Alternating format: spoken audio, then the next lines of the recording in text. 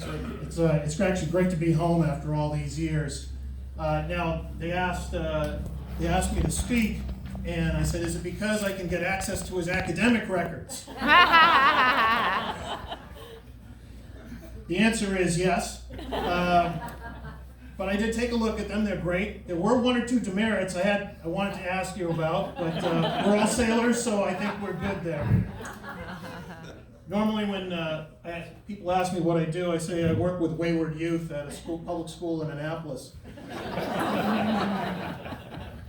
Captain Crumpton was born in Mississippi before the Navy lured him away as a sailor.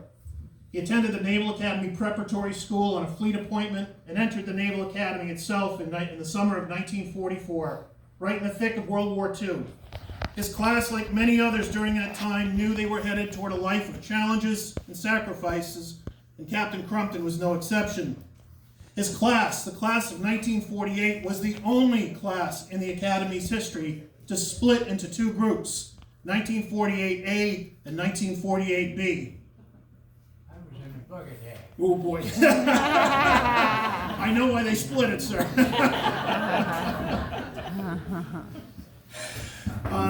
Included in that great class were two Medal of Honor recipients, Baldemaro Lopez and Robert Ream, as well as Wendell Rivers, who spent 7 years as a POW in Vietnam. Now at the Naval Academy, there's a yearbook called The Lucky Bag, and this is what it says about him. He is full of homey witticisms, common sense, and good humor. A blonde-haired, grinning face that made a welcome sight to all who knew him or wished to know him. And if you've ever crossed paths with him, you've surely heard him say, "How you doing?" A simple phrase that sums up his warmth and openness to others.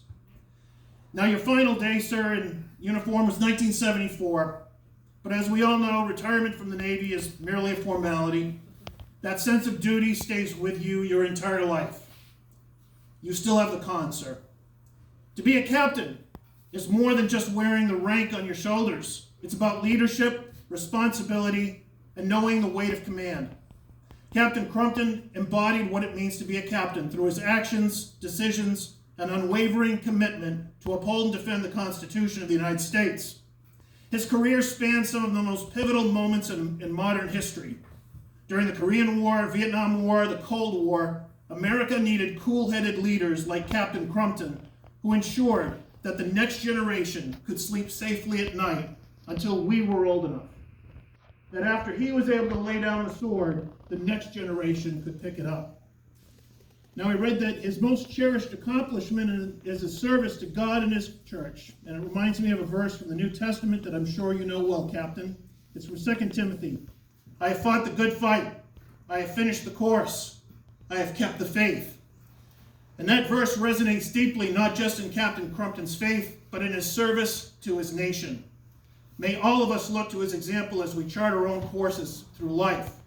And as we celebrate Captain Crumpton's 100th birthday, it is only fitting that we acknowledge not only his service to this country, but the example he has set for all of us, especially those in uniform.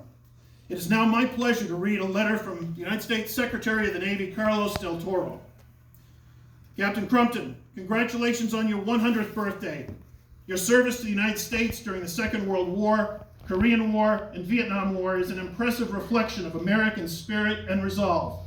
This nation owes you a debt that is too large to repay. I am grateful for your personal dedication to the United States, a true reflection of our nation's storied history of maritime services.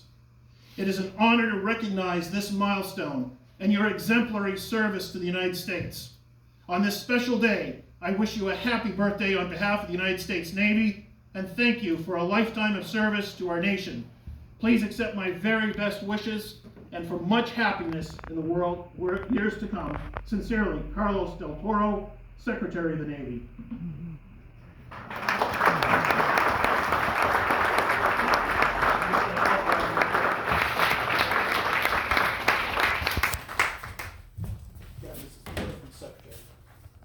Thank you.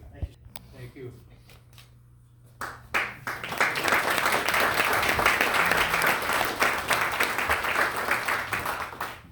Thank you so much, Dr. Barabee. Well, I just want to say, as we close the ceremony, thank you to all of you for coming out for this special day. What a thrill. And it's so demonstrative of our community spirit here in the Oxford Hills to see such turnout for such a wonderful man and a great public servant. I want to, first of all, I want to acknowledge Captain Crumpton's family who is here. Could you please either stand or wave just so we know that you're here?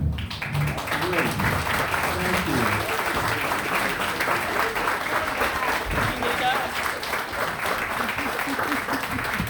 I know a lot of these good folks have come from quite a distance to share this day, and it's grand to have you here in Oxford, Maine. I also want to thank the Oxford Legion, its members and volunteers for coordinating and hosting this wonderful Happy birthday to you. Happy birthday to you. Happy birthday, dear John. Happy birthday to you.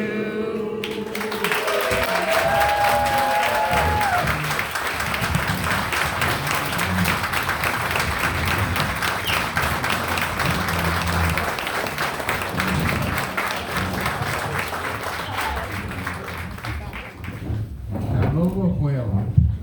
I really am speechless. Thank you all so much. I would never dream that so many people would be in Oxford.